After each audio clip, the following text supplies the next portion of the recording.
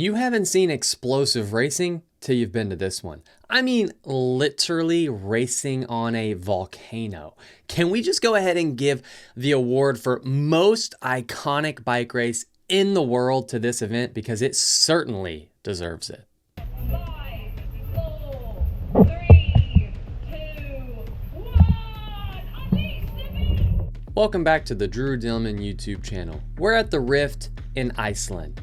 Yes, you heard that right, Iceland. Dizzle's gone international. But for real, I think there were only 3 Americans in the pro men's race. When I looked at the start list and saw all the European names, I got a little scared. I mean, come on, Europeans live and breathe cycling. They're basically bred to become professional cyclists. So I think that fear is an appropriate response.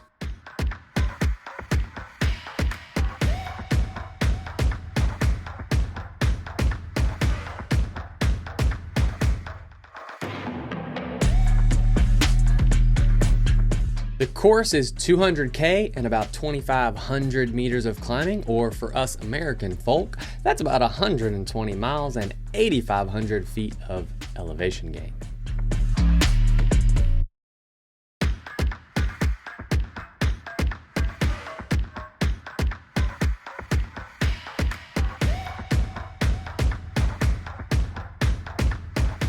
You start and finish in a little town called Hvalsfjörður, which is definitely not the right pronunciation, but give me a break. I'm from Kentucky.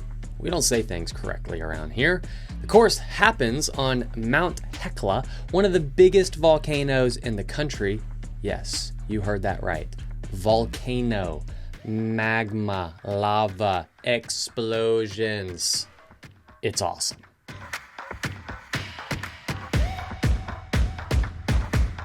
And because the sun stays up almost all day, only setting for a few hours in the middle of the night, the temperature stays between 50 and 60 degrees. But on race day, it was a bit chilly because it was raining, so I opted to leave my arm warmers and vest on for the start of the race.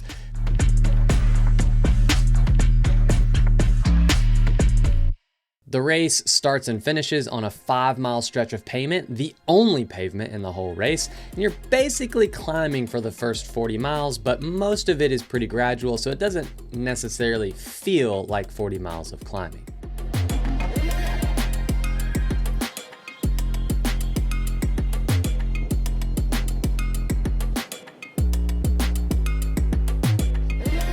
The first big pinch point happens about 10 miles in when we cross a group of creek crossings. Now, the creek crossings themselves aren't so tricky to ride across, but when 80 dudes go blasting into a creek, you know there's about to be some chaos. And so inevitably, on the deepest creek, I had to get off and run, but I could tell that this was gonna happen, and so I was already prepared for it. I unclipped, ran the creek, hopped back on my quick cyclocross remount, and then I was not too far off the leaders and only had to chase for a few minutes before I was right back at the front.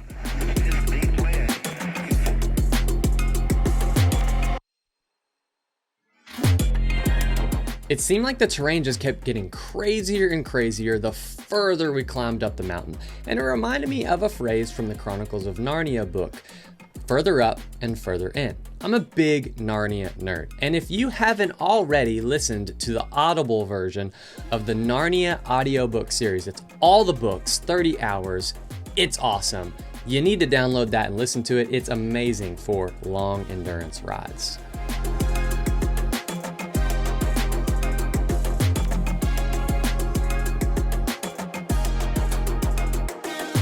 Wasn't quite sure how I expected to finish. When talking to a few people, I figured maybe top 20 would be the goal. It seemed like a pretty stacked field, so I was thinking maybe on a good day I'd get top 20. So I was trying to conserve energy whenever possible because I knew that there were some really spicy climbs late in the race that I wanted to have enough energy for to make it over with the lead group.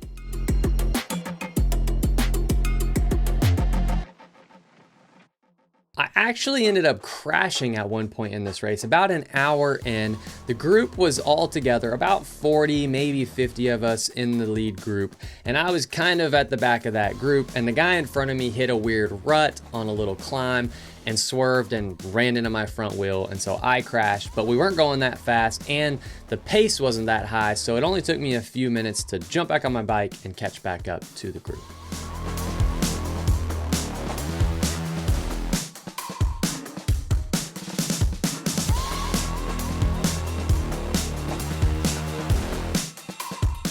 Another interesting thing about this race is that it's fully self-supported, meaning you either have to carry all your supplies with you or you have to rely on some of the aid stations stocked by the race.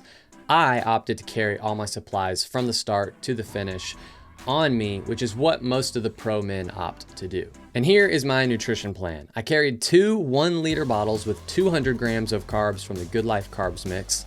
I carried 6 50 grams of carbs gels and a 2-liter hydration pack of water. I figured with the cooler temps, I'd probably not drink as much. And so throughout the race, I opted to rely a little more on the gels for the carbs each hour.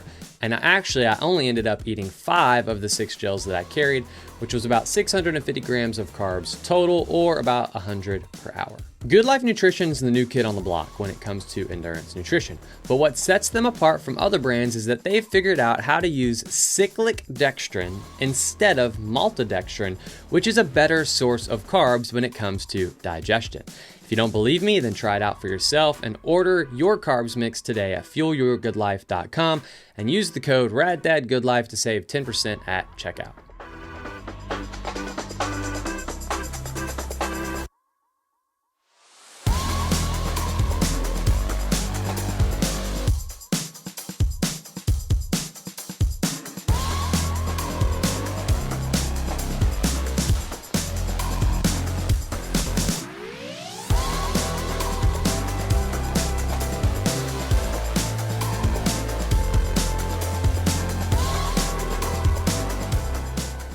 Eventually, this big group of riders started to whittle down.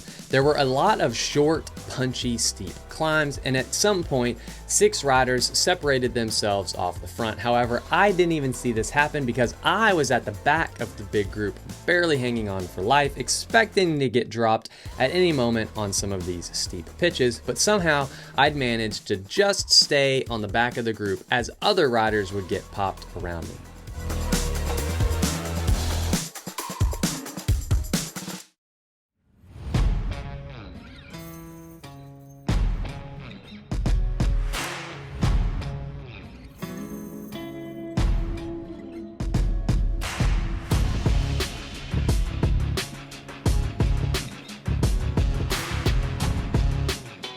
So I guess you could say that I did a pretty poor job at positioning because I stayed at the back of this big group for about the entire first half of the race, assuming that I was going to get dropped at any moment because I was one of the weaker riders in the group. This is not the best kind of self-talk you should have mid-race. Dizzle Kibitz number 22, stay positive.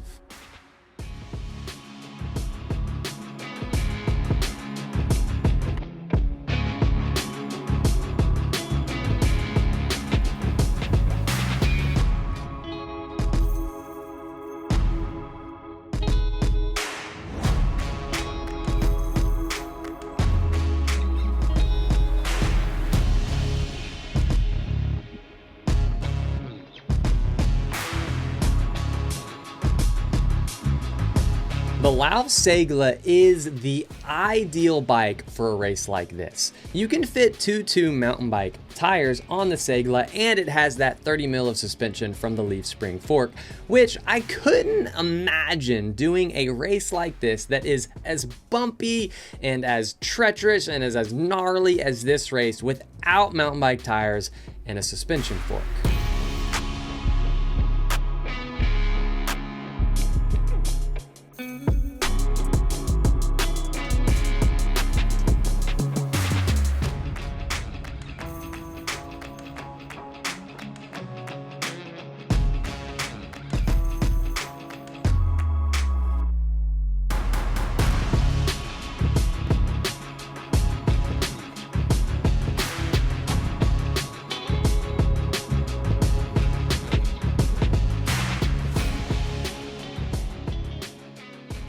One of the main reasons I added this race to my calendar is because Lauf puts on the Rift, being an Icelandic bike company.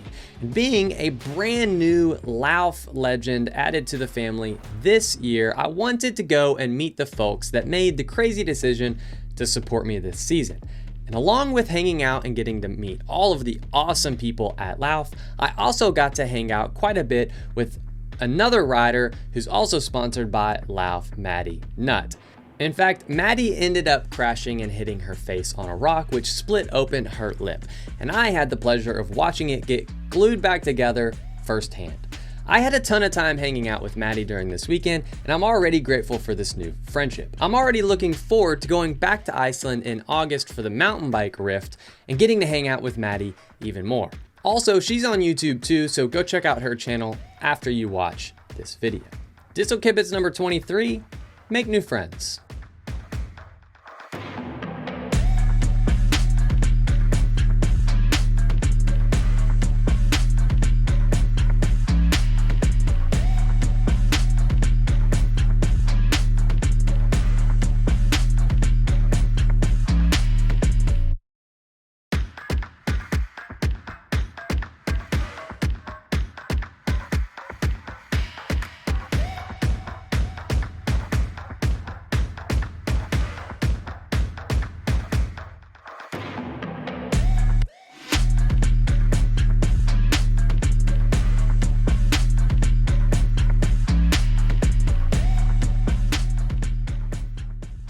At about mile 70, I knew that those 6 riders were up the road, so every time that a rider would flat or get dropped in the group that I was in, which was about 15 riders, I'd think to myself, okay, I'm top 20.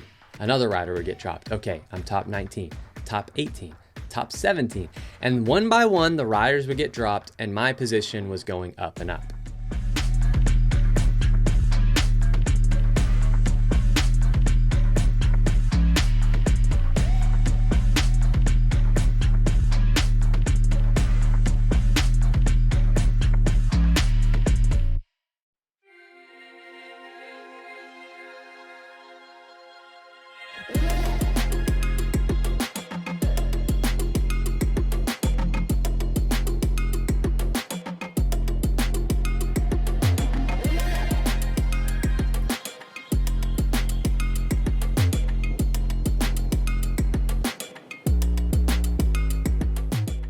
As we rolled up to the most treacherous climb in the entire race at about mile 75, it's dead open and you can just see this monster of a climb ahead of you. I kind of drifted to the back of the group, assuming this is where I would get dropped. There was less than 10 of us at this point, and somehow at the bottom of the climb, I found myself at the front of the group very quickly, and by the top of the climb, I had not only dropped everybody in the group except for one rider, Adney Koser, but we had also caught and passed one of the guys from the breakaway. This was not how I had expected this climb to play out. I didn't even attack or anything. I mean, I could barely ride up the darn hill because my 48 tooth chainring was probably a little bit too big. I mean, I probably needed 1 or 2 extra gears, but somehow I managed.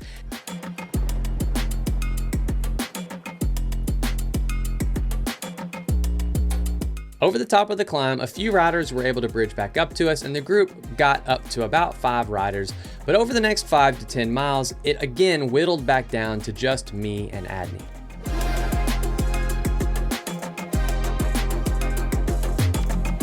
At one point during this time of the race, the Canadian national champ Benjamin Perry was on my wheel on a pretty wicked downhill, and he must not have seen the big danger sign right before this big divot, ditch, whoop thing, because he hit the ditch and it launched him. And I looked back and just saw this dude flying through the air, and I couldn't really stop.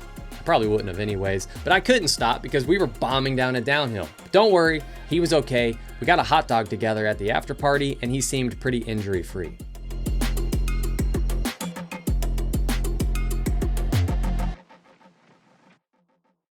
We ended up catching and passing one more rider from the breakaway, and at about mile 90, we were joined by Tobias Kongstad, who won the Traka 360 earlier this year.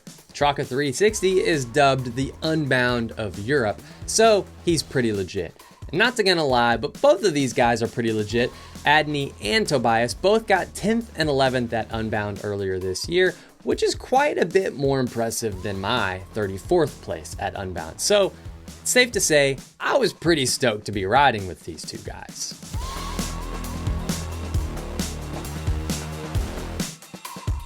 Through the creek crossing near the end of the race, I ended up leaning into Adney's shoulder for like 10 seconds, and luckily neither one of us crashed. I think in fact it actually helped both of us get through the creek crossing a little bit better.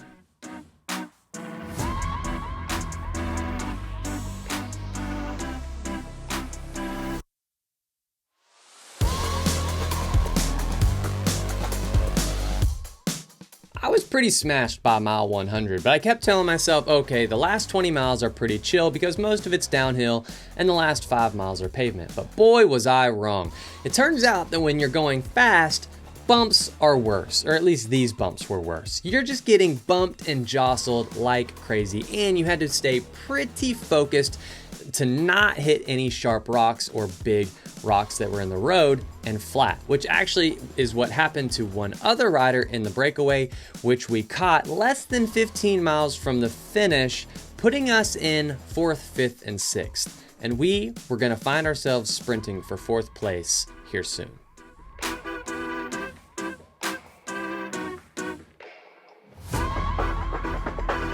As we crested the last little hill to the finish line, I couldn't help but to smile. I mean, come on, this is racing at its finest.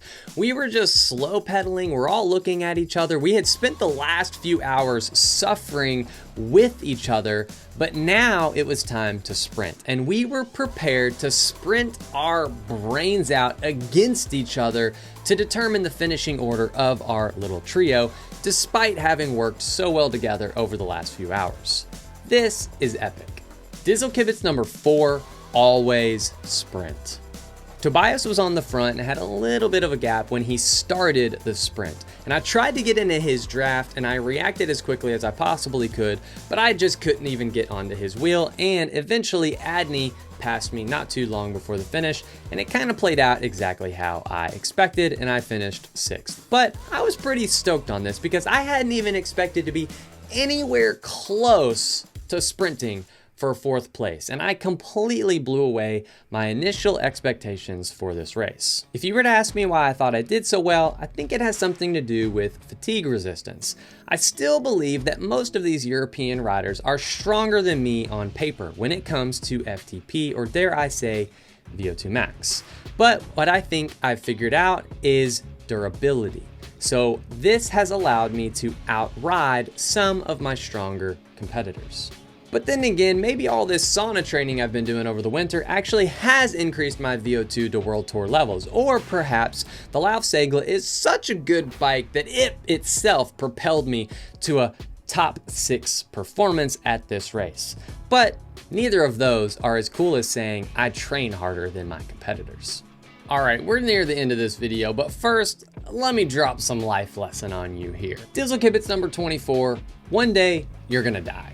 And you're gonna wish that you had done more epic stuff before you die, like ride your bike on a volcano. And if you're a bike rider or a bike racer, you have a very legitimate reason to go to Iceland and do the Rift. I mean, come on, let's make it happen. You need to buy a Lauf Cycles, register for the Rift, and get a plane ticket to Iceland right now. I'm telling you, you gotta visit Iceland before you die. Or in other words, YOLO. All right, here's a look at my power data from the race hour by hour. First hour, 296 watts, 0.82 intensity factor, 165 average heart rate. Second hour, 296, 0.82, 170 heart rate. Third hour, 305, 0.84 intensity factor, 173 heart rate. Fourth hour, 272, 0.75, 168 heart rate. Fifth hour, 302, 0.83 intensity factor, and 175 heart rate. Probably the hardest hour of the race right there. Sixth hour, 252, 0.7 intensity factor, and 162 heart rate. In the last 30 minutes, 272, 0.75 intensity factor, and 159 average heart rate, with a max power of 1077 in the sprint. Altogether, for the 6.5 hours of racing, 288 watts, 0.79 intensity factor, 168 average heart rate, 5,900 kilojoules burned, 409 TSS, and a finishing time of 6.5 hours, which was about 10 minutes behind the winner and good enough for 6th place finish. I want to give a big shout out to Lauf for supporting me this season and making this race possible. Thanks for watching. See you guys in the next one.